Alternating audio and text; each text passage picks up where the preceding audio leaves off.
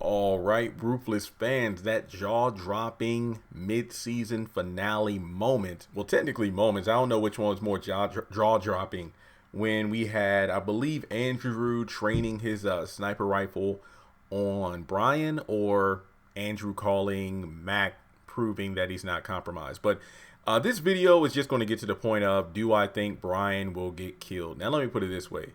First of all, make sure you hit that thumbs up button. Show this video some love and like it. Let's try to get to 35 likes on this video. But also, I think that, no, I don't think Brian's going to die. Just because of the fact that, number one, Mac gave him the phone call. That was the end of the episode. You know, the rifle training itself on, or aiming itself on, or focusing on, I never even held a gun. I don't know what the proper terminology is. Sorry about this. Basically, with the shooter setting his sights on Brian, the phone call comes in. And if Mac tells Brian to turn around, will he turn around? I mean, well, let me just say that when the show eventually comes back for episode 13, I hope the first 5 minutes isn't just Brian the entire time. Mac, I'm right here at the gate. Why do you want me to turn around? Will Mac have to explain the entire situation? Look, applesauce. Andrew, turn around now. So it's just a situation where if Brian doesn't turn around, what's going to happen? But here's the thing.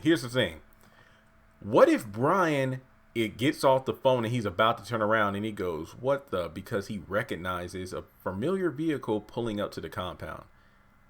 What if Lynn shows up? Because remember, in the last episode, it was established Sarah was still at home. She did not go to the compound. She decided for whatever reason not to go. And then Malcolm shows up.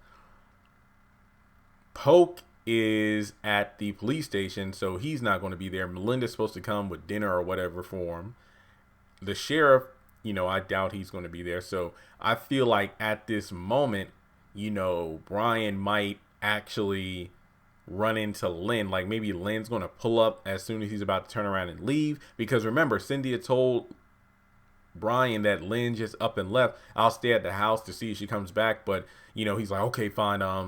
I can't do it. I'm literally on assignment right now. I can't come back. So I feel like Lynn obviously went right to the compound. Now, will she call Daikon on her way there? Because remember, Daikon's literally standing at the front gate looking through to see Brian in the car.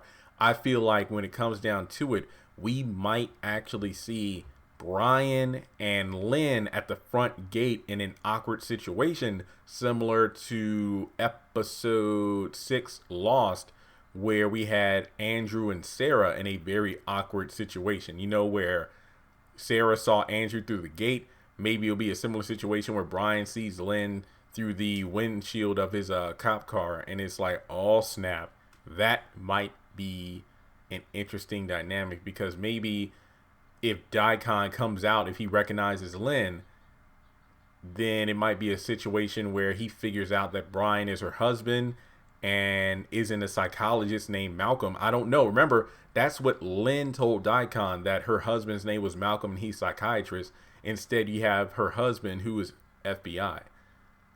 This is going to be interesting. Only if it happens, because remember, I may be blowing things out of proportion. Maybe it's just a situation where, you know what, Brian gets the phone call. He decides, okay, I'm turning around. He just decides to not even get out of the car, and he turns around, and then everything calms down.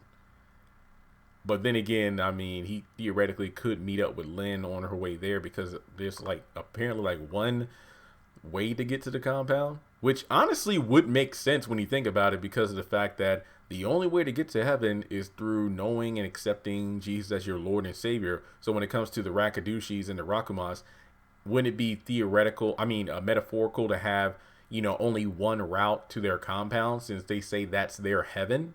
Huh? See? So I think it is a possibility, depending on time, because if I'm not mistaken, there is like a 2-hour travel time to get from Rockwell, Virginia, where the compound is, to DC. I know I looked that up and I had a map for a video I did a while. I think it was the timeline video, but in any case, yeah, I know it's a decent drive to get there. So I feel like, depending on when, well, no, because Polk said I'm going to the sheriff's office for the late shift, so and then Cynthia and Lynn were about to go to lunch. So theoretically, Lynn could possibly be near Rockwell while Brian is at the compound. Huh. That's a possibility. That's a possibility.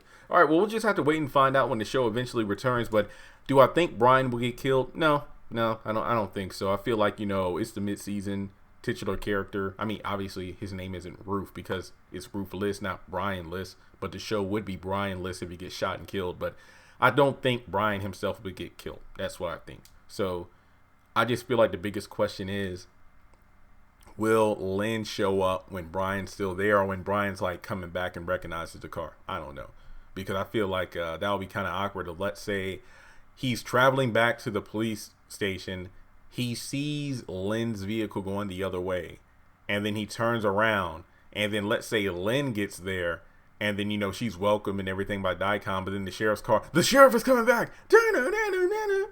Yeah, that'll be wild. So with that being said, let me know your thoughts in the comment section below. Make sure you subscribe to the channel if you are new. Hit the bell notification icon. That way you are aware whenever I post new content to the channel. Follow me on social media. Links are in the description. Shout out to the patrons over on Patreon. You can join in for as little as $1 a month. There are different tiers.